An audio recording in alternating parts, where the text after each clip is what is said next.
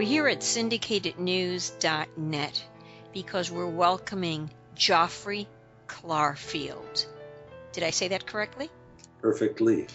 And Geoffrey Clarfield is the Director of Research and Development for the Alan Lomax Archive at the Association for Cultural Equity.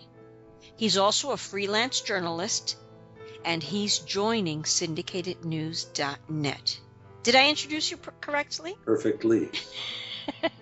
So, Perfectamente. Perfectamente. Geoffrey, Sí. I have many questions. Let's start with the fact that you lived in Africa and the Middle East for 20 years.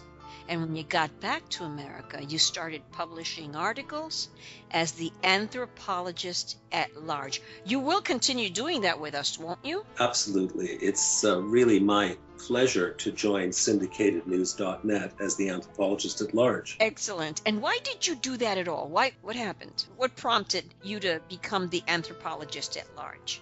Well, at large implies roving here and there and examining and evaluating whatever you want, almost like a detective. And the reason that I chose that name, or I gave myself that name, is that anthropology studies the differences between cultures, but it also studies those things in our own culture which are hidden, yet everyone's doing. I'll give you an example. Sounds very philosophical, but it's really quite simple. Americans believe in individualism. If you ask an American what defines you more than anything else, they'll say, I'm an individualist. And you continue and you say, what does that mean? Well, I can do what I want and say what I want, when I want, how I want. I'm free.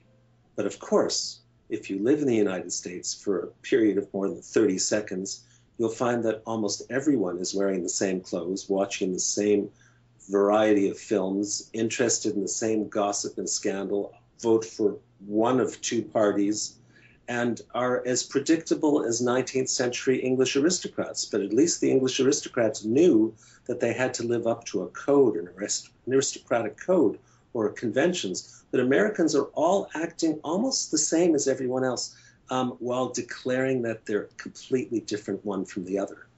And that's something that if you confront an American with, they'll say, oh my God, that's so true. But no one really thinks about it. So these are the kinds of things that anthropologists study and try to explain and share with the wider community, with the wider society, because they're insightful. They're the kind of insights we get if we go through psychotherapy, except they're for groups. I understand you grew up in Canada, and from a very early age, you were taken to the Canadian National Opera. I was a showbiz kid. I came home at the age of 5 singing Judy Garland's Somewhere Over the Rainbow.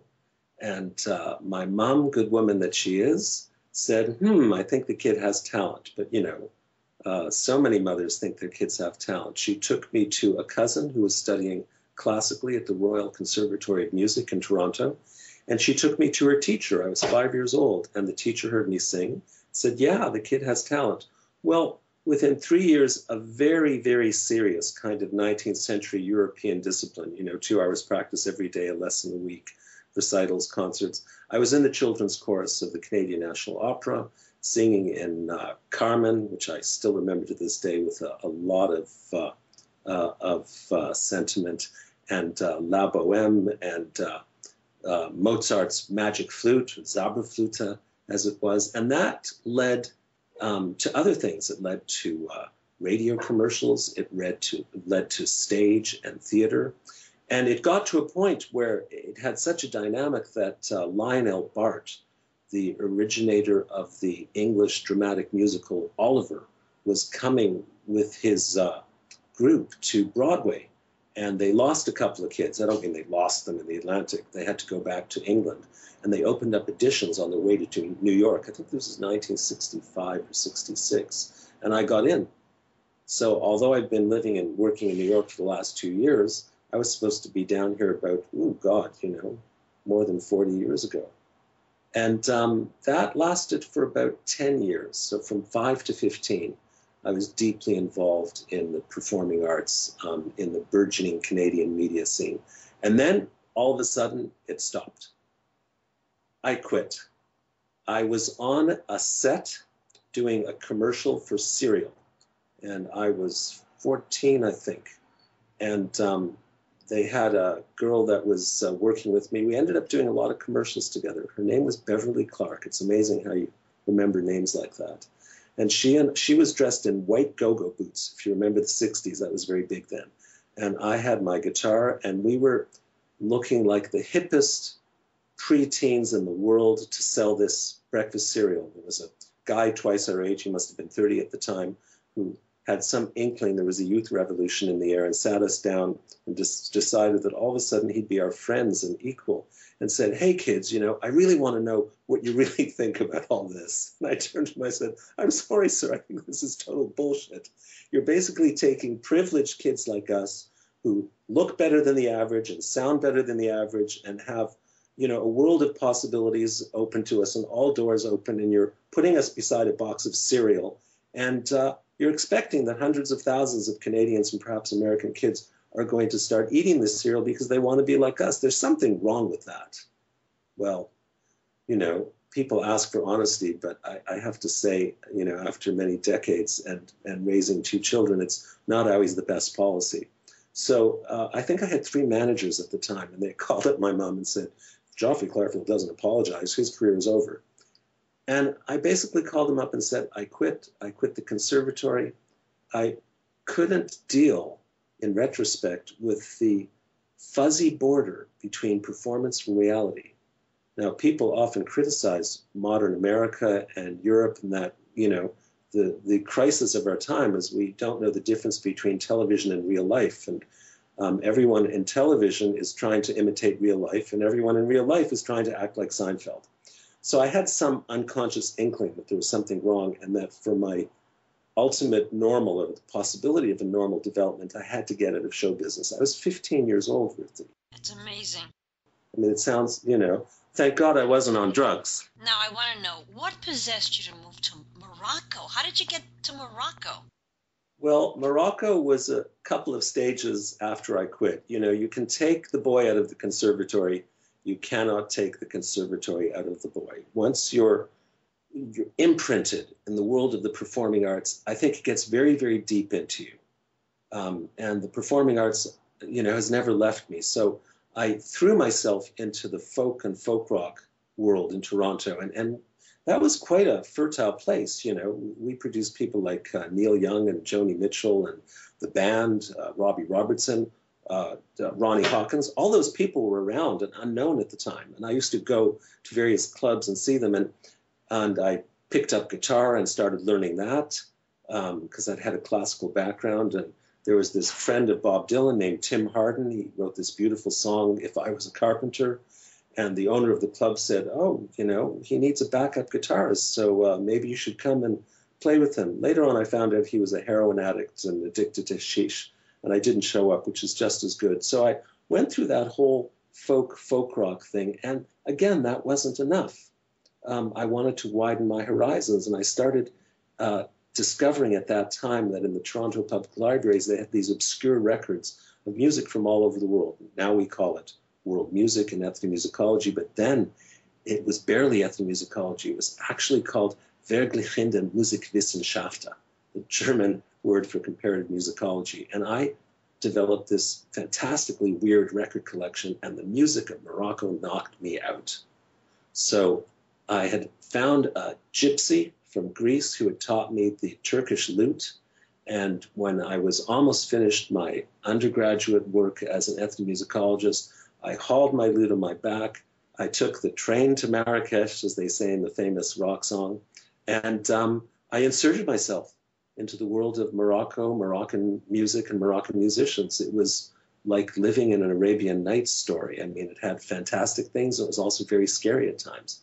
But it was just a wonderful adventure into a different culture, a culture that I guess the closest thing to a Western imagination is medieval. It's, you know, it has a sultan who's also a descendant of the Prophet Muhammad. It's a kind of theocracy, and because they don't have oil, they still live a very pre-industrial society, which would remind someone of, you know, 16th century England.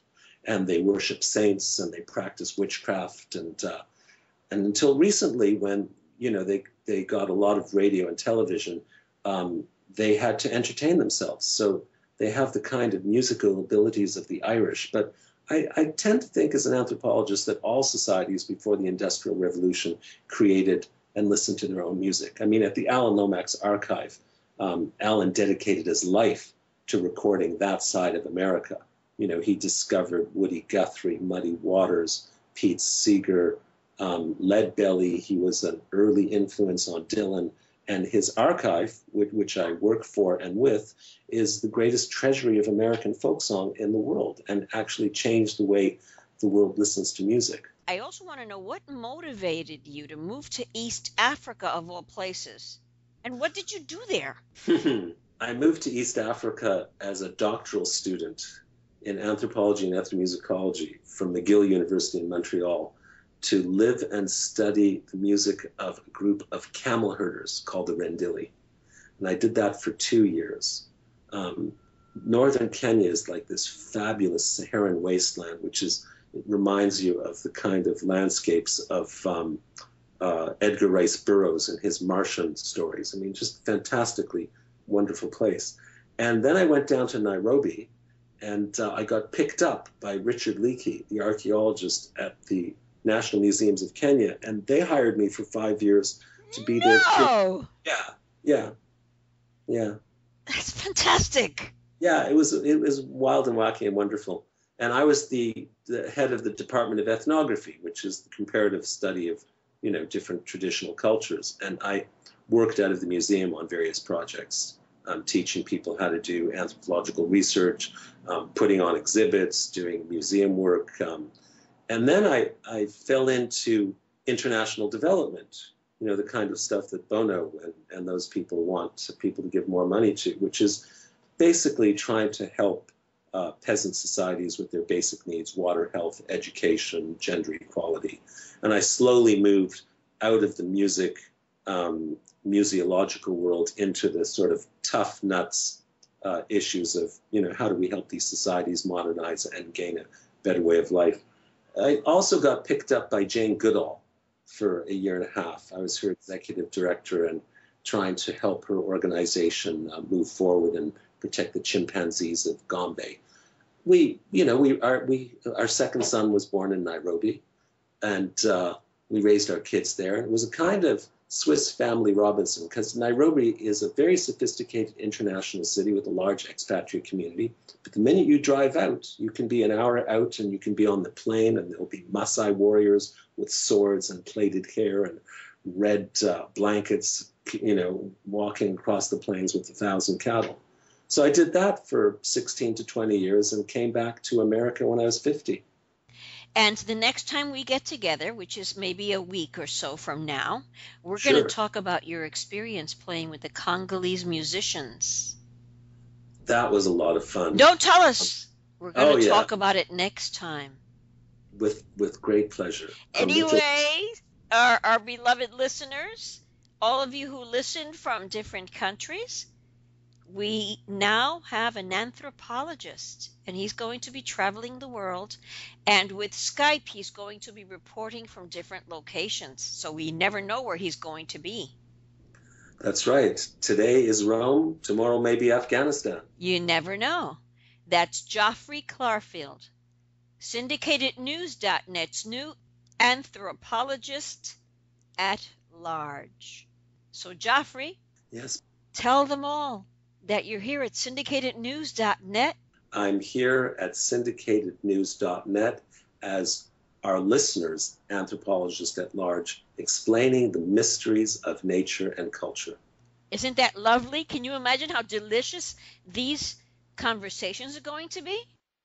When we talk, you and I, are we going to be sipping coffee or sipping a glass of wine? Which? I think we should start with wine and end with coffee. Now we're going to say good night. Right. To everyone around the world. This is Talking with our anthropologist, Geoffrey Clarfield, at syndicatednews.net, about culture, song, and love and laughter. In what country, we don't know, because we don't know where he's going to be. We'll never know. And we'll say good night till next time.